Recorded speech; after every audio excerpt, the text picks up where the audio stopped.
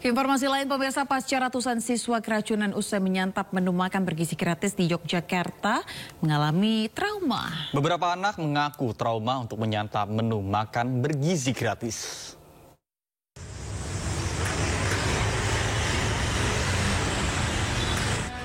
Sejumlah siswa Seman 1 Teladan Yogyakarta pasca keracunan usai menyantap makan bergizi gratis kembali bersekolah. Kegiatan belajar mengajar di sekolah tetap berlangsung normal meski sebanyak 426 siswa dilaporkan mengalami gejala keracunan. Pasca kejadian ini, siswa mengaku trauma untuk kembali menyantap menu MBG. Kemarin mengaku trauma nggak Pak yang mengalami gejala keracunan itu Pak? Oh ya, kemarin makanya pada hari kemarin, hari Kamis itu kan terus bisa 420. Itu karena ada anak-anak yang Pak takut Pak masih trauma. Ya. Sebelumnya sebanyak 426 pelajar SMA Negeri 1 Yogyakarta mengalami sakit perut hingga diare usai menyantap menu makan bergizi gratis. Menyusul kejadian tersebut, program MBG untuk sementara waktu terpaksa dihentikan hingga 2 minggu ke depan untuk dilakukan uji lab makanan yang disantap oleh para siswa. Dari daerah istimewa Yogyakarta, Gali Wisma Ainis melaporkan. Ya, pemirsa, SPPG bermasalah dituding sebagai biang kerok keracunan massal akibat konsumsi makan bergizi gratis. Ya, Kepala Badan Gizi Nasional menyebut bahwa 106 SPPG nakal sudah dihentikan untuk sementara.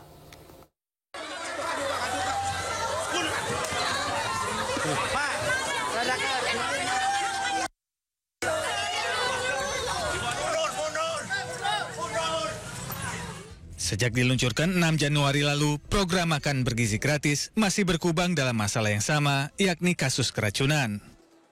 Jaringan Pemantau Pendidikan Indonesia mencatat korban keracunan MBG mencapai 11.566 orang. Terbaru terjadi di SMA 1 Yogyakarta, 491 siswa mengalami keracunan. Wali Kota Yogyakarta, Hasto Wardoyo, langsung menghentikan sementara SPPG Wiro Brajan sebagai penyuplai MBG. Satuan Pelayanan Pemenuhan Gizi atau SPPG selama ini dituding menjadi biang kerok penyebab keracunan massal.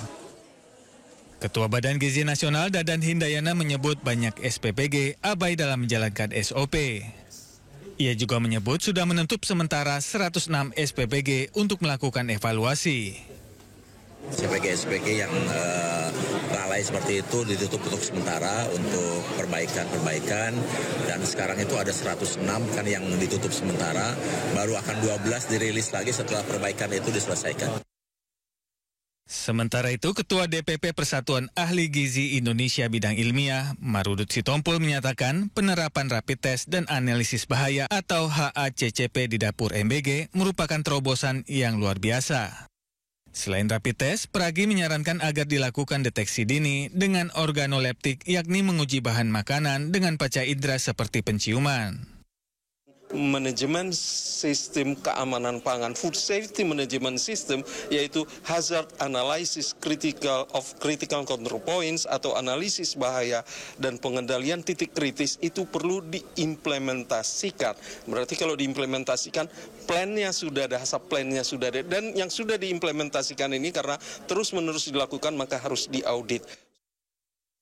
Pragi juga menyarankan agar dalam satu SPPG memiliki 2 ahli gizi sehingga kualitas menu MBG dapat terjaga. Tim Liputan iNews melaporkan. Pemirsa, ada yang spesial di hari ulang tahun Presiden Prabowo. Ya, Satuan Pelayanan Gizi menghidangkan menu spesial MBG, yaitu nasi goreng dengan telur ceplok yang merupakan makanan kesukaan Presiden Prabowo.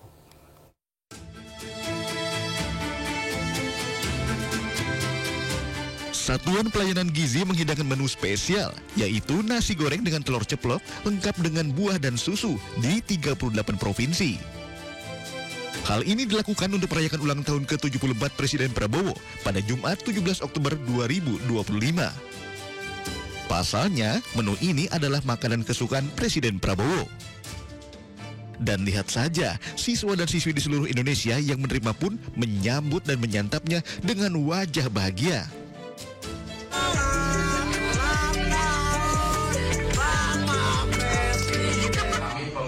Mewakili semua murid SMP Kristen Tunas Daud Mataram mengucapkan selamat ulang tahun Pak Prabowo yang ke-74. Terima kasih.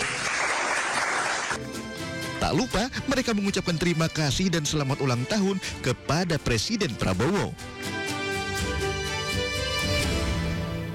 Presiden Prabowo meminta menterinya bekerja benar jika tak ingin terkena reshuffle. Sindot Today akan segera kembali, tetaplah bersama kami. Sementara itu penggerebekan suami istri bandar narkoba di Mesuji, Lampung berlangsung dramatis. Ya, para pelaku berupaya kabur ke arah hutan. Cepat itu ke belakang itu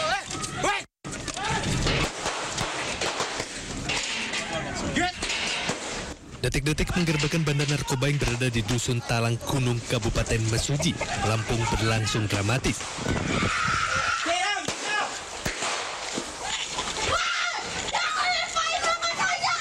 Terduga bandar narkoba melarikan diri ke arah hutan untuk menghindari penangkapan. Polisi terpaksa mengeluarkan tembakan peringatan ke udara untuk menghentikan upaya pelarian pelaku.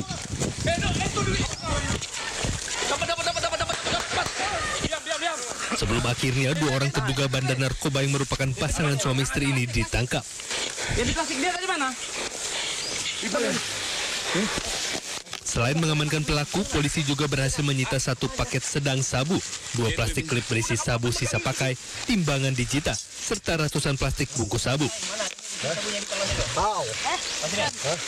Ya, berapa tersangka Pak Kasat? 2 suami istri, mantap. Barang buktinya Pak Kasat? Barang bukti yang diamankan sabu sudah di dalam. Kemudian untuk senjata tadi ada senjata Pak Kasat? Senjata tidak kita temukan karena para pelaku tadi melarikan diri. Tadi dia lari.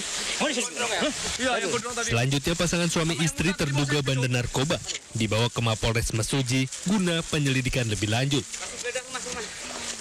Dari Kabupaten Mesuji, Lampung, Ahmad Lutfi, Rosyadi, Ainis melaporkan. Pemirsa, isak tangis keluarga pecah saat jenazah korban Ponpes Al-Qasimi yang ambruk tiba di rumah duka. Almarhum Zaki bin Yusuf merupakan santri asal Sampang yang terakhir kali diidentifikasi dan dimakamkan.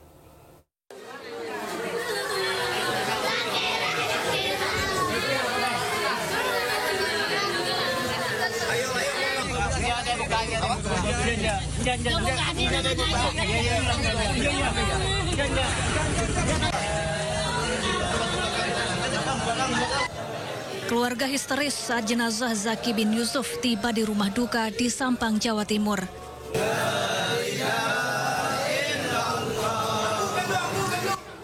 Almarhum Zaki bin Yusuf merupakan santri Pondok Pesantren Al-Khazini Sidoarjo yang menjadi salah satu korban mushola ambruk.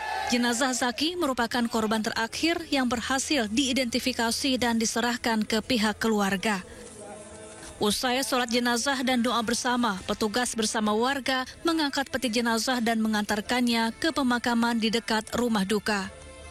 Sekarang adalah hari terakhir pengiriman korban jenazah akibat runtuhnya mushola Pondok Pesantren Al-Khazini Buduran Sidoarjo.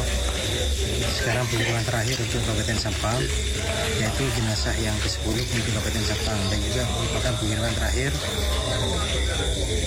Jadi tidak ada sisa jenazah di Rumah Sakit Bayangkara Surabaya. Total ada 10 santri asal Sampang yang menjadi korban mushola ambruk Ponpes Al-Khazini Sidoarjo. Sementara itu, total ada 67 kantong jenazah yang diserahkan ke tim forensik dari reruntuhan bangunan. Dari Sampang, Jawa Timur, Fatur Rahman, iNews melaporkan. Pemirsa, setelah hampir 3 pekan ditutup akibat tragedi robohnya gedung Ponpes Al-Qasimi di Buduran Sidoarjo, Jawa Timur, kini kembali buka untuk proses belajar mengajar santri. Ya, sejumlah santri dari sejumlah daerah pun mulai kembali berdatangan.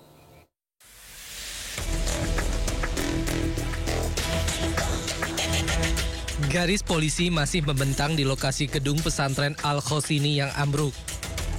Tak jauh dari lokasi, sejumlah santri terlihat melakukan aktivitas di sebuah tenda. Meski proses hukum atas ambruknya gedung pondok pesantren Al-Khazini Buduran Sidoarjo terus berlanjut, namun pihak pesantren akan kembali membuka aktivitas belajar mengajar.